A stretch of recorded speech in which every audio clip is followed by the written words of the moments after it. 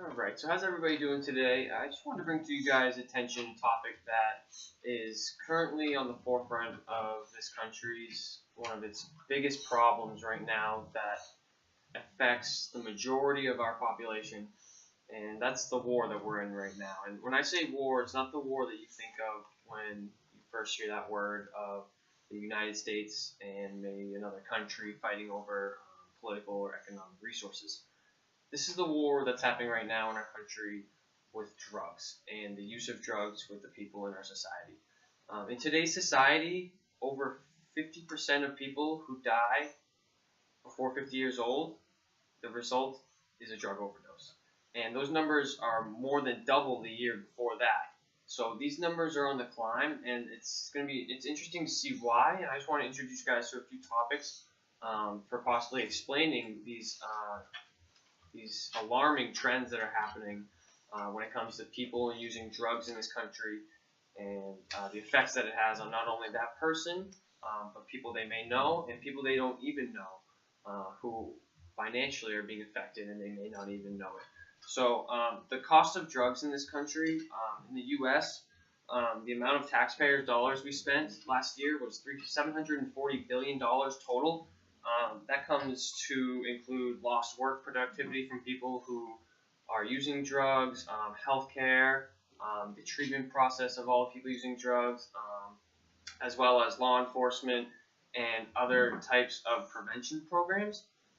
That number is staggering for the amount of money that is spent on this one topic alone. And it's very interesting that not many people, when they think that they're not being affected by drugs, oh, I don't know anybody who is a drug addict, or I don't know this and that, when in fact they are being directly affected by this with the amount of taxpayers' dollars that their money is going to in order to fight this battle. So even though you don't think you're directly affected, it turns out that we all are in this together in this fight. So that is the numbers just do not lie when it comes to the cost of drugs, not only financially but also on the person using them. So the second point I wanted to bring up to you guys was that these people who are using the drugs, people often refer to them as drug addicts or losers or deadbeats or people in society that are just looking for a free ride. And I think that that's a negative perception that we've given these people in our community for whatever reason. Yes, I understand where it comes from. However, it's a little bit of a misinformed opinion, and I think that our government and law enforcement agencies have kind of contributed to that. We kind of deal with these them as criminals, instead of looking at them as addicts and patients who need help. A lot of these people come from normal families, normal situations, and maybe they lost a job, or they were just having a rough time and resorted to using drugs.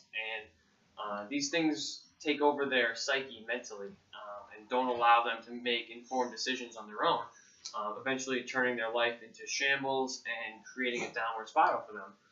So I think that for people who are using these drugs, that we need to stop treating them as criminals and treat them as patients who need our help.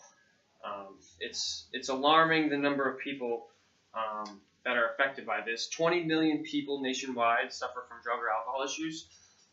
So that is just them personally being affected by those issues, which is an alarming rate.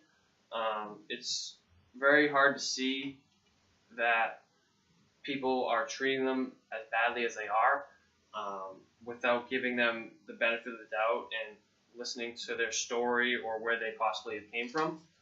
So I think we need to do that in order to help this epidemic that's going on right now. The last point I wanted to make was what's something that's not talked about a lot, and that's the pharmaceutical companies that are making these drugs. Last year in the U.S., 4 out of 10 of the top grossing companies were pharmaceutical-based companies. That means that they are making enormous profits off of all of this that's happening, and with little to no regulation on their end by government officials who are receiving a lot of this money themselves.